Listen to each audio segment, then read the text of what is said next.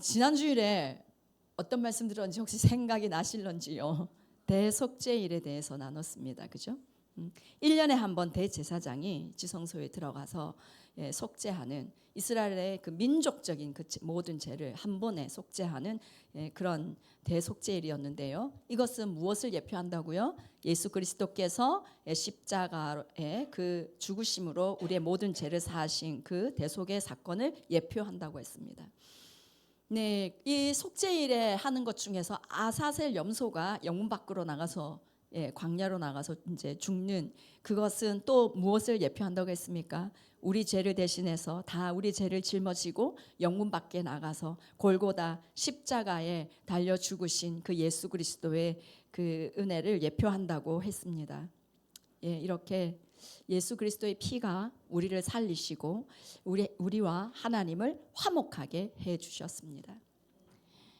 또 한 가지 기억나는 것은 대제사장이 그 속죄소 앞에 들어갈 때에는 관복을 벗고 뭘 입었습니까? 세마포 옷을 입었습니다. 이것은 뭘 의미한다고요? 겸손을 의미하고 성결을 의미한다.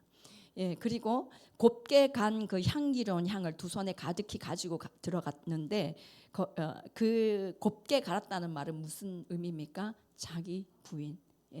그리고 또 두 손에 가득히 채워져서 가져갔다는 것은 풍성한 헌신을 의미한다. 그래서 우리가 하나님의 그 임재 앞에 나아가기 위해서는 낮아진 마음, 겸손, 성결, 자기 부인, 풍성한 헌신, 이것이 있어야 된다라는 걸 나눴습니다.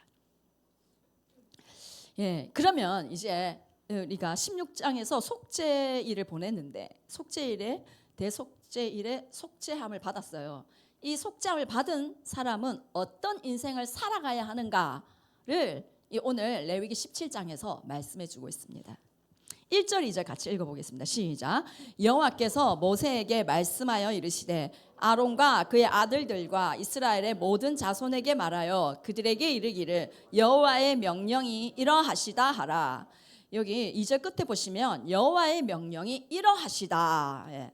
하나님께서 지금 중요한 명령을 하고 있으니 잘 들어라, 이런 의미죠.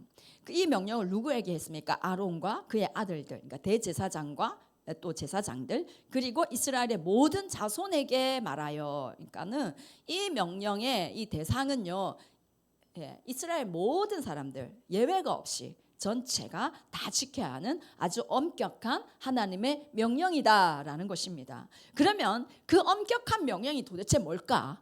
조금 궁금하죠? 안 궁금한가요? 3절 4절 한번 읽어보겠습니다. 시작. 이스라엘 집에 모든 사람이 소나 어린 양이나 염소를 진영 안에서 잡든지 진영 밖에서 잡든지 먼저 회막문으로 끌고 가서 여호와의 성막 앞에서 여호와께 예물로 드리지 아니하는 자는 피 흘린 자로 여길 것이라. 그가 피를 흘렸은즉 자기 백성 중에서 끊어지리라. 지금 이스라엘의 모든 사람들은 소나 어린 양이나 염소, 이제 잡아먹을 수 있는 가축들을 의미하죠. 이런 짐승을 잡아서 먹으려고 할 때는 어떻게 하는지 말씀하고 있는데, 회막으로 가져가라, 이렇게 얘기합니다. 제사를 드릴 때만 회막으로 가져가는 게 아니라 지금 소나 양을 그냥 개인적으로 잡아먹고 싶을 때, 고기를 먹고 싶을 때, 그런 상황에서도 자기가 원하는 장소에서 자기 집에서 뭐 양을 잡아서 먹을 수 있지 않겠습니까? 그런데 그게 안 된다는 거예요. 먼저 그 짐승을 회막으로 가져가서 여호와께 화목제를 먼저 드리라, 이렇게 말씀합니다. 여러분, 화목제는요, 고기는 이제 그 타고 이렇게 남은 고기는 이렇게 자기가 제물 드린 사람이 먹어요. 피를 뿌리고 기름은 하나님께 드려요. 근데 고기는 자기가 먹는 게 화목제예요. 이제 화목제를 드리고 나서 고기를 먹어라, 지금 그런 의미입니다. 그렇게 하지 않으면 뭐라고요? 피 흘린 자로 여길 것이라, 이렇게 말씀합니다. 성막에서 제사를 드리지 않고 자기 마음대로 개인적으로 고기를 잡아서 먹는 것은요, 짐승의 피를 흘려 잡는 것은 하나님의 소유인 이 생명에 피를 흘린, 무죄한 피를 흘린 자로 여기겠다. 그러니까 살인자로 여기겠다라는 겁니다. 아니, 이스라엘 백성들은 짐승도 함부로 못 잡아먹나요? 이런 생각이 들 수 있지 않습니까? 그런데 함부로 못 잡아먹는다는 거예요. 아무리 고기를 먹고 싶으면 그 짐승을 회막 앞으로 가져가서 거기서 죽여서 화목제 드리고 나서 고기를 먹어라, 이렇게 말씀합니다.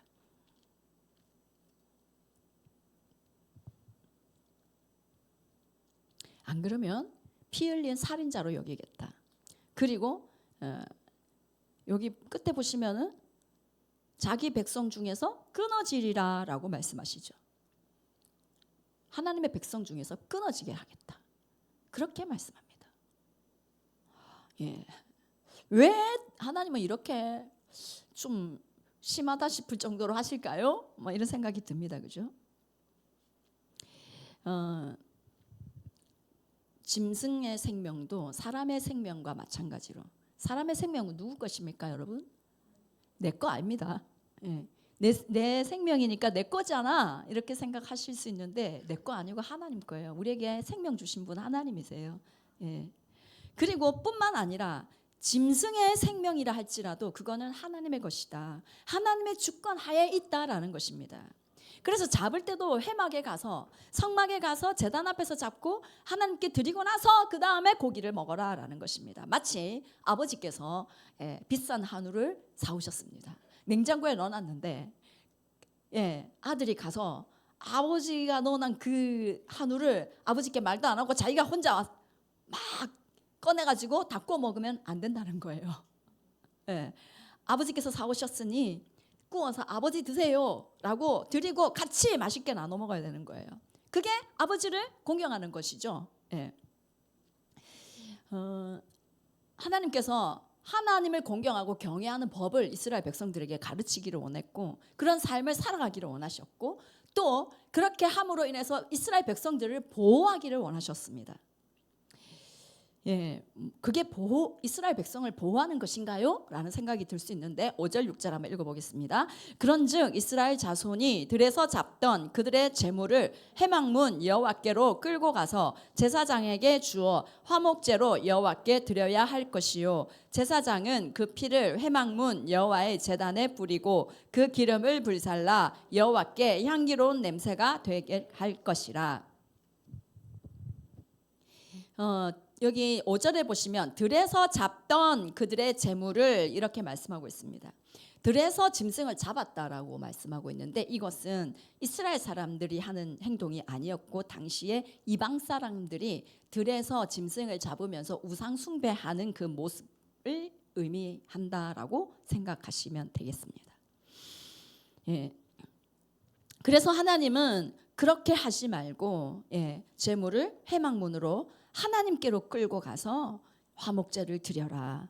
그리고 피를 뿌리고 기름을 태워 드리고 하나님께 향기로운 냄새가 되게 해라, 이렇게 말씀합니다. 이건요, 우리의 일상생활에 하는 모든 것들이 하나님 중심 되라, 성정 중심으로 살아라, 예배 중심으로 살아라, 이 말씀 하시는 거예요.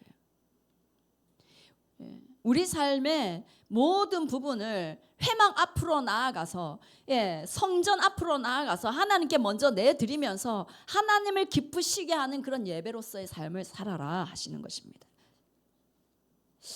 예배보다 더 바쁜 일이 있을 때는 그냥 그거 하면서 다른 그것이 우선이 되는 그런 삶을 살아가는 것이 아니라 하나님 중심, 예배 중심, 성전 중심의 삶을 살아라는 것입니다. 하나님이 최우선, 예배가 최우선, 그거에 맞추어서 다른 모든 삶을 정렬해 나가라 라는 의미이기도 합니다. 언제나 무슨 일이든지 어떤 일이든지 하나님 앞에 나아가서 하나님께 기도와 예배로 의논도 드리고 하나님과 교제하면서 하나님 은혜 가운데 살아가는 그런 인생, 하나님이 중심된 인생을 살아가시기를 원합니다.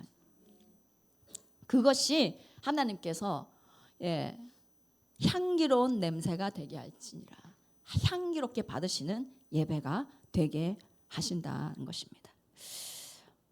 여러분, 하나님이 중심되지 않으면요, 그 중심에 다른 것이 들어가요. 하나님, 아까 우리 찬양할 때도 예수 나의 중심 되소서 뭐 이렇게 찬양했잖아요. 하나님이 우리의 중심이 되지 않으면 돈이 우리의 중심이 되고요, 아니면 나 자신이 중심이 되고, 아니면 남편이 중심이 되고, 뭐 다른 명예, 자녀, 이런 것들이 중심이 될 수 있다는 것입니다. 또 젊은 친구들은 노는 걸 너무 좋아하더라고요. 우리 교회 친구들은 별로 안 그런데, 옛날에 보니까는 노는 걸 너무 좋아하더라고요. 그게 중심이 될 수 있습니다. 그죠?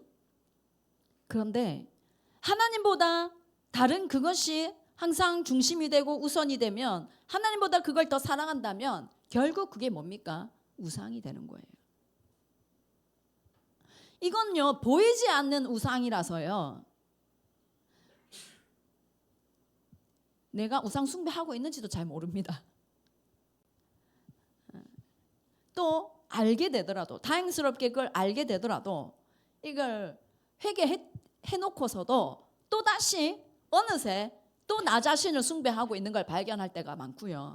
또 남편이 우상이 되어 있는 걸 발견할 수도 있고요. 자식이, 돈이 우상이 되어 있는 그런 경우를 발견할 수 있습니다. 그래서 하나님이 우선되지 않으면 결국 하나님 아닌 다른 걸 우상 숭배하는 것이기 때문에 하나님께서 하나님의 백성 중에서 끊어지게 하겠다라고 하는 것입니다.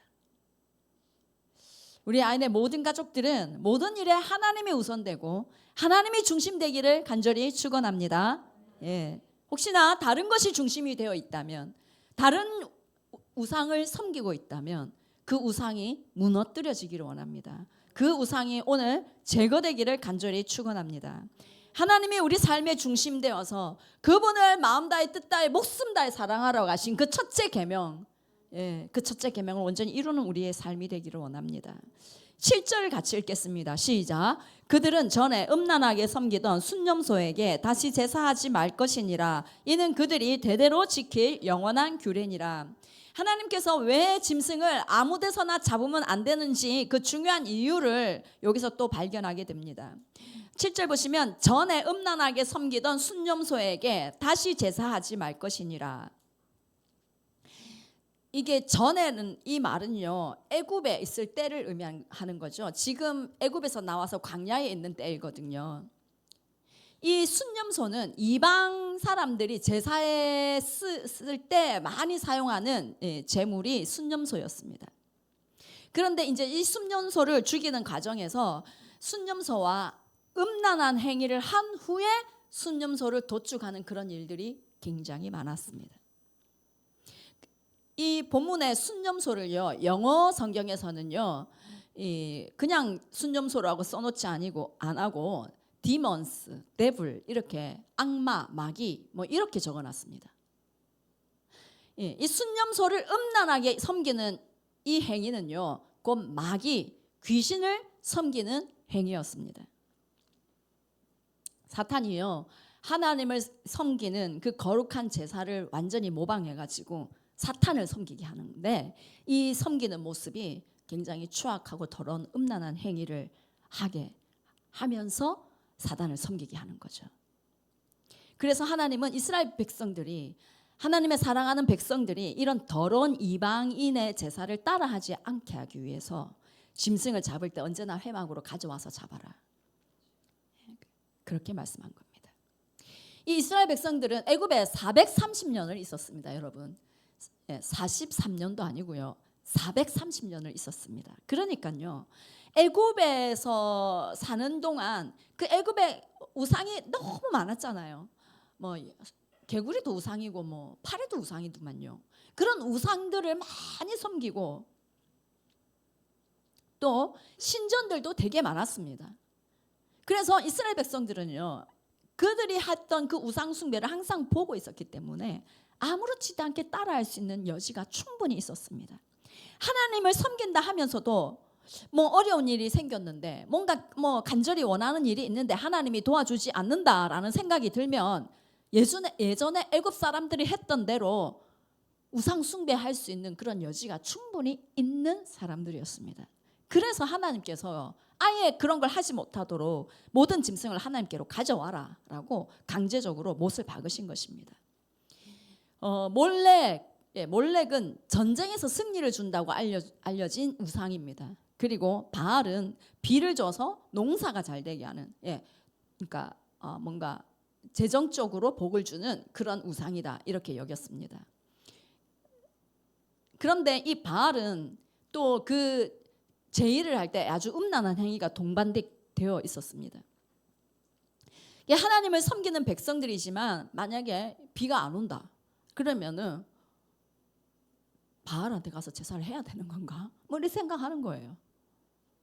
그리고 바알은 돈도 벌게 해주는 신이지 또 쾌락을 이렇게 즐길 수 있게 해주는 신이지. 그러니까 마음속 한편에 와 바알 섬기면 재밌겠다 뭐 이런 생각하는 거예요. 만약에 하나님이 내가 원하는 걸 안 도와주시고 하나님이 뭔가 이렇게 나를 위해서 일해주지 않는 것 같다라는 생각이 들면 이걸 내가 죄를 지어서 그런가 보다라고 생각하고 회개를 해야 되는데 회개는 하지 않고 바알을 안 섬겨서 그런가? 내가 몰렉을 안 섬겨서 그런가? 라고 생각을 하는 거예요. 그러면서 이제 우상 숭배의 길로 가는 거예요. 하나님은 이스라엘 백성들의 이런 기질들을 잘 알고 계셨기 때문에 미리 우상 숭배를 차단하신 것입니다. 저는 교회 다니는 분들이 무당 찾아가고 이런 일들이 뭐 말은 들어서 뭐 있겠거니 했지만 찾아갔다가 들은 말을 저한테 하는 사람이 있었습니다. 예, 그 사람의 친척들이 예수를 믿는데 교회를 열심히 다니는 사람들인데도 찾아가서 물어보고 또 자기도 한번 가봤었다고 그러면서 그 무당이 했던 얘기를 저한테 계속 하더라고요. 그래가지고 참 안타까웠습니다. 그런 경우는요, 교회는 나오지만요, 하나님을 진심으로 사랑하고 하나님을 진심으로 나의 창조주요, 나의 하나님으로 섬기는 것이 아니라 내가 이 세상에서 성공하기 위해서 하나님을 이용하고 싶은 마음인 것이죠. 그래서 이용 가치가 없다라는 생각이 들 때는 빨리 갈아타는 거예요. 하나님을 나의 성공을 위해서 내가 잘 되기 위해서 믿는 것이지 만약에 그렇게 해주지 않는다면 나는 뭐 하나님 언제든지 버릴 수 있다라는 것입니다. 그게 뭡니까? 나를 숭배하는 우상 숭배입니다. 우리 출애굽기 20장 3절에서 6절 말씀 한번 읽어보겠습니다. 시작. 너는 나 외에는 다른 신들을 내게 두지 말라. 4절 크게 읽어보겠습니다. 시작. 너를 위하여 새긴 우상을 만들지 말고 또 위로 하늘에 있는 것이나 아래로 땅에 있는 것이나 땅 아래 물속에 있는 것에 어떤 형상도 만들지 말며 그것들에게 절하지 말며 그것들을 섬기지 말라. 나 내 하나님 여호와는 질투하는 하나님인즉 나를 미워하는 자의 죄를 갚되 아버지로부터 아들에게로 3, 4대까지 이르게 하거니와 나를 사랑하고 내 계명을 지키는 자에게는 천대까지 은혜를 베푸느니라. 아멘. 10계명 중에 제일 첫 번째 계명으로 나오는 나 외에 다른 신을 내게 두지 말라라고 말씀하셨습니다. 여기 4절에 보면 너를 위하여 새긴 우상을 만들지 말고 이렇게 말씀하고 있는데요. 여기서 너를 위하여 새긴 우상, 제가 원어의 의미를 좀 찾아봤거든요. 이 원래 의미가요, 자기의 만족을 위해 내가 신을 내 마음대로 통제하려고 하는 것.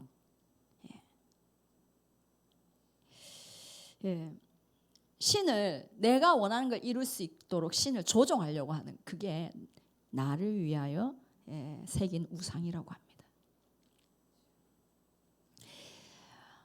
세상의 성공이 또는 돈이, 자식이나 남편이 우리의 우상이 되지 않기를 원합니다. 그리고 하나님을 하나님으로 섬기는 우리가 되기를 원합니다. 하나님을 나를 위해서 조종하고 이용하려고 하는 마음이 없기를 원합니다. 예수 그리스도의 십자가의 보혈로 우리가 정결케 되었고 구원받은 이 은혜를 입었는데, 그 은혜를 입은 우리의 삶이 그저 하나님을 마음을 다해 뜻을 다해 목숨을 다해 힘을 다해 사랑하는 그런 삶이 되기를 원합니다. 9절 우리 같이 읽겠습니다. 시작. 회막문으로 가져다가 여호와께 드리지 아니하면 그의 백성 중에서 끊어지리라. 제물을 하나님께 바칠 때 회막문으로 가져가서 이제 하나님께 드려야 한다 이렇게 말씀하는데, 회막문으로 뭘 향해라는 의미이죠. 회막문을 향하여서 나아가는 이 사람의 모습. 근데 이 회막문 페타흐인데요, 열린 문을 의미합니다. 하나님은 회막문으로 나아가는 모든 예배자들이 하나님께 나아갈 수 있는 열린 문을 두셨다. 우리 앞에 하나님께로 나아갈 수 있는 열린 문을 두셨다라는 걸 오늘 기억하기 원합니다. 요한계시록 4장 1절을 같이 한번 읽어보겠습니다. 시작. 그 뒤에 내가 보니 하늘에 문이 하나 열려 있었습니다. 그리고 전에 내가 들은 그 음성 곧 나팔 소리와 같이 나에게 들린 그 음성이 이리로 올라오너라. 이 뒤에 일어나야 할 일들을 너에게 보여주겠다 하고 말하였습니다. 요한이요, 하늘의 열린 문을 발견했습니다. 그리고 그 하늘에서요, 이리로 올라오너라 라고 하시는 음성을 들었습니다. 그리고 이 요한이 그리로 올라가서 하나님의 그 보좌 앞에서 드려지는 그 영광스러운 예배의 모습을 보았습니다. 여러분, 우리도 그 영광스러운 예배의 모습을 보기를 원합니다. 하나님의 영광스러운 그 임재로 가득한 그 예배를 우리도 볼 수 있기를 원합니다. 그런데요, 이 하늘의 열린 문 우리에게도 주십시오 하는 갈망이 있기를 원합니다. 하나님은 예비해 놓으셨습니다. 예비해 놓은 그 문을 우리가 갈망하고 찾고 믿음으로 그 문으로 들어가는 우리가 되기를 원합니다. 10절을 같이 읽겠습니다. 시작. 이스라엘 집 사람이나 그들 중에 거류하는 거류민 중에 무슨 피든지 먹는 자가 있으면 내가 그 피를 먹는 그 사람에게는 내 얼굴을 대하여 그의 백성 중에서 끊으리니. 10절 이후부터는요, 피를 먹지 말라는 말씀을 하십니다. 이스라엘 사람은 물론이고 이스라엘 중에 거하는 거류민들까지도 피를 먹는다고 한다면 그 사람은 이스라엘 백성 중에서 끊어버리겠다, 이렇게까지 말씀합니다. 여기 10절 보시면 내 얼굴을 대하여 라는 단어가 나오죠. 이 얼굴을 대하여, 얼굴을 고정하다라는 그런 의미인데요, 이 말은요, 하나님이 우리에게 은혜 주시기 위해서 얼굴을 고정하는 게 아니라요, 죄인을 무섭게 주목하시는 모습입니다. 아주 엄정하고 아주 철저하게 심판하시겠다라는 의지로 얼굴을 고정하시는 거예요. 이 피를 흘리는 사람을 하나님의 대적자로 여기면서 철저히 외면하겠다, 그리고 반드시 심판을 하겠다라는 단호한 의지로 이렇게 말씀하시는 것입니다. 어떤 일이 있어도 피를 먹지 말라라는 것이죠.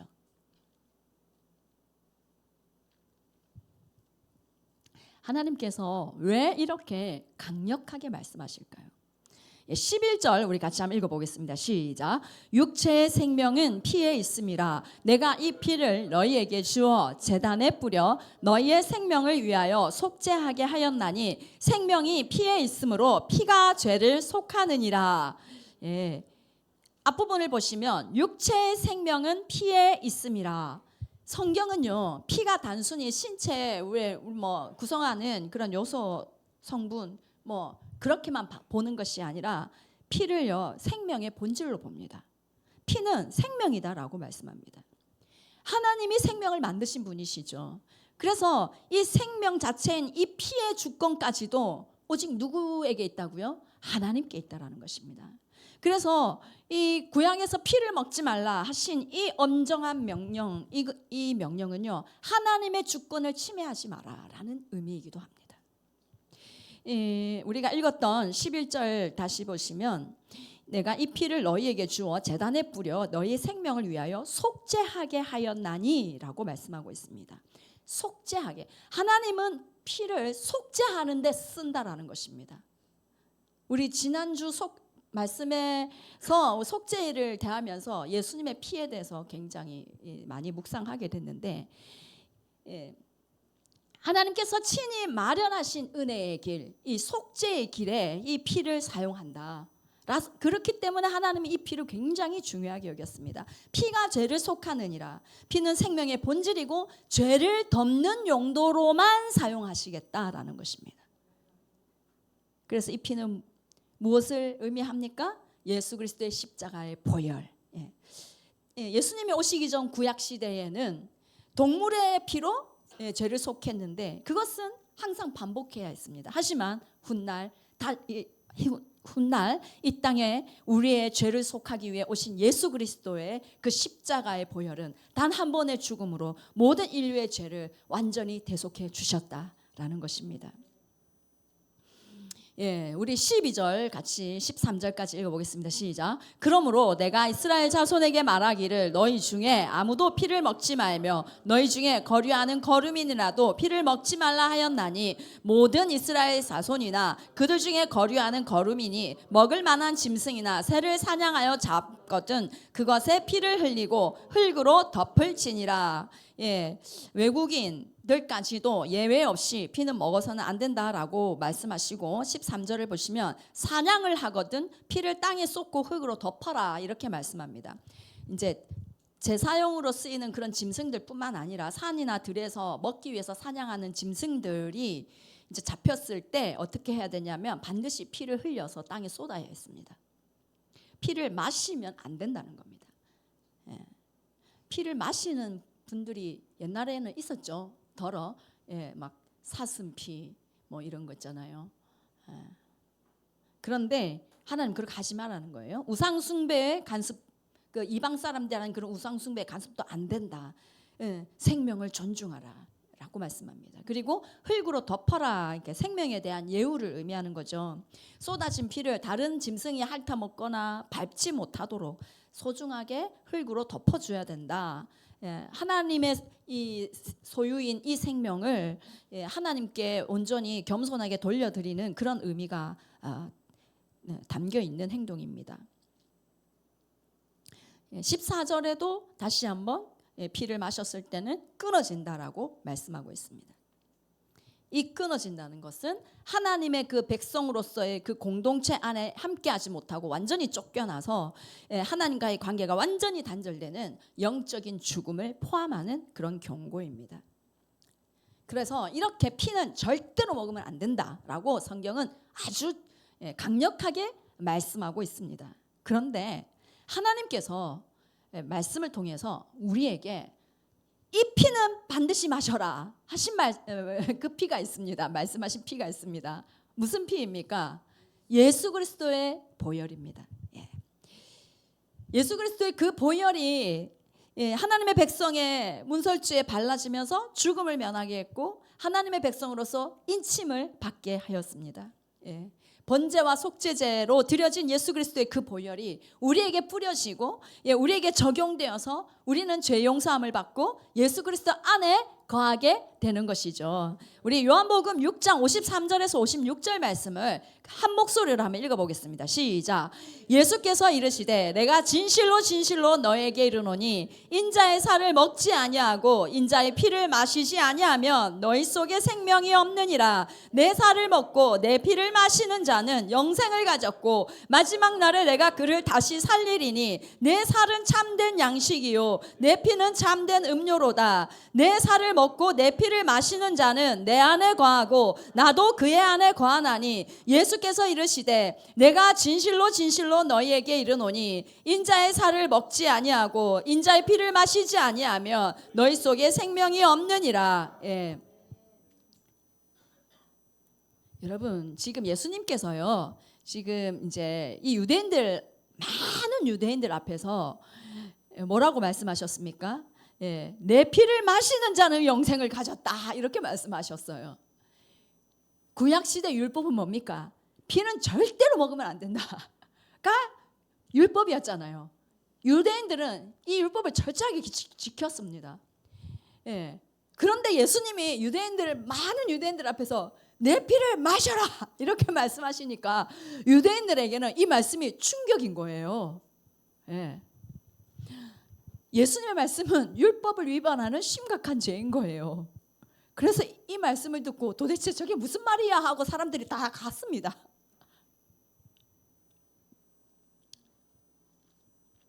그런데 피를 마시라는 이 의미는 예수 그리스도께서 십자가에서 흘리신 그 피는 나를 위해 흘리신 피입니다 라는 걸 믿으라는 말씀이시죠. 그래서 예수 그리스도와 인격적으로 완전히 하나가 되거라.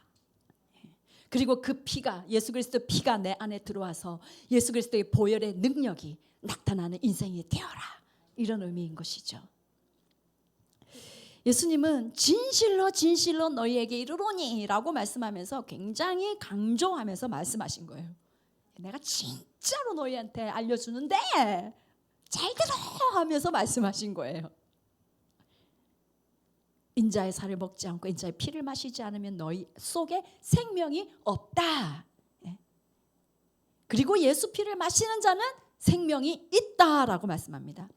우리가 아까 구약의 이 레위기에서 피는 뭐라고요? 생명이다 했는데 그 피는 결국 뭘 의미합니까? 예수 그리스도의 피, 생명 대신 예수 그리스도의 피를 의미하는 것입니다. 여러분, 예수 그리스도의 피가 우리에게 영원한 생명을 공급하는 참된 음료이심을 믿으시기 바랍니다. 네. 이 예수 그리스도의 피로 인해서 우리 안에 예수 생명으로 가득해지기를 간절히 원합니다.